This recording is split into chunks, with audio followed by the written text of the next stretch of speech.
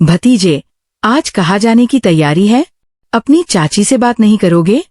चाची, मैं चाचा को दुकान पर छोड़ने जा रहा हूँ। रुको भतीजे, जल्दी वापस आना, मैं तुम्हारा इंतजार कर रही हूँ। ठीक है चाची, चाचा को दुकान पर पहुंचाकर फौरन लौट आऊंगा। बेटा, मैं 2 दिन बाद लौटूंगा, तुम अपनी चाची का ख्याल रखना। ठीक है चाचा, आप बेफिक्र रहिए, मैं चाची के साथ ही रहूंगा। भतीजे, पानी पी लो, बाद में थोड़ा मेरा काम है, अंदर चलकर कर देना। ठीक है चाची, चलिए अंदर। क्या काम है आपका? अंदर चलो, बताती हूँ।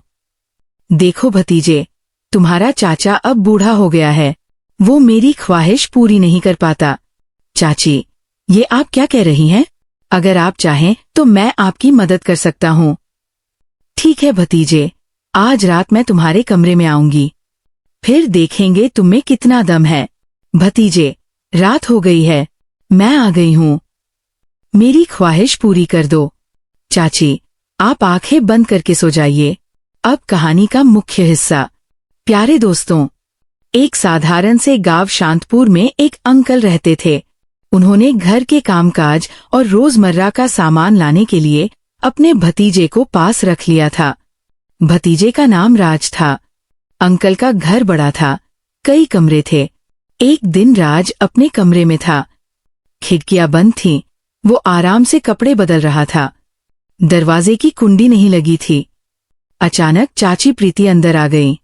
राज को उस हालत में देखकर वो हैरान हो गई और तुरंत बाहर चली गई। लेकिन राज बिल्कुल शर्मिंदा नहीं हुआ, वो वैसे ही कपड़े बदलता रहा।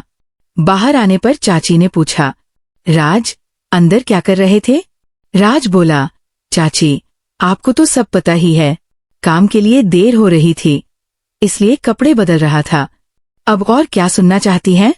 चाची थोड़े गुस्से में बोली, वो सब ठीक है, लेकिन मुझे देखकर थोड़ी शर्म तो करनी चाहिए थी।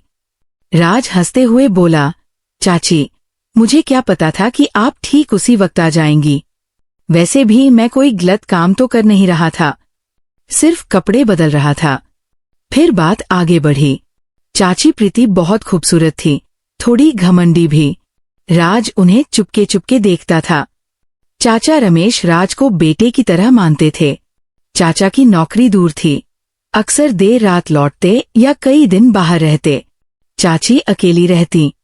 राज को लगने लगा कि चाची बहुत अकेली हैं, उनकी इच्छाएं अधूरी रह जाती है। धीरे धीरे दोनों के बीच बातें बढ़ी। चाची ने राज से कहा, तेरे चाचा अब कमाते हैं, कभी कभी रात को मेरे कमरे में आ जाया करो, बातें कर लिया करेंगे, अकेले मेरा मन नहीं लगता। राज को लगा अब कुछ बदल रहा है, लेकिन वो समझदार था, जल्दबाजी नहीं की। फिर एक रात बातें गहरी हो गईं। चाची बोली, राज, रुक जाओ, जिस राह पर हम बढ़ रहे हैं वो न इंसानियत के लिए ठीक है न रिश्तों के लिए।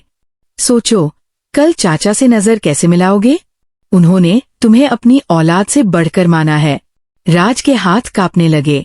वो बोला, मुझे माफ कर दीजिए चाची, मुझसे बहुत बड़ी गलती होने वाली थी। चाची ने आंसू पोंछते हुए कहा, सिर्फ माफी काफी नहीं, हमें अपनी गलत इच्छाओं पर काबू पाना होगा, अपने ज़मीर को जिंदा रखना होगा और इस घर की इज्जत बचानी होगी। उस रात दोनों ने कम बात की, लेकिन उनकी खामोशी ही उनका फैसला थी। अगले दिन घर का माहौल सामान्य था, लेकिन दिलों में बहुत कुछ बदल चुका था। राज ज्यादा जिम्मेदार हो गया। चाची की आंखों में उसके लिए सम्मान था। चाचा लौटे तो घर पहले से ज्यादा संभला हुआ लगा। दोनों ने अपनी अपनी जिम्मेदारियां निभाईं। उनके बीच अब एक अनदेखी दीवार थी, सीमाओं और इज्जत की दीवार। राज ने दिल से तौबा कर ली। चाची प्रीति भी मजबूत हो गई। चाचा को कभी कुछ पता नहीं चला। सबक, भरोसा करना अच्छा है, लेकिन आंख बंद करके भरोसा करना खतरे से खाली नहीं। पत्नी को लंबे समय तक अकेला छोड़ना उसकी मजबूरियां बढ़ा देता है, और किसी नौजवान को ऐसी जिम्मेदारी सौंपना घर की इज्जत के लिए जोखिम बन सकता है। घर सिर्फ दीवारों से नहीं चलता, उसमें मौजूदगी और जिम्मेदारी चाहिए। दोस्तों, ये थी आज की कहानी। अगर पसंद आई तो लाइक, सब्सक्राइब और बेल आइकन दबाना न भूलें। अगर आपको इसमें कोई बदलाव चाहिए, जैसे और छोटा करना या कोई हिस्सा हटाना जोड़ना या रोमन में दोबारा चाहिए, तो बता दो।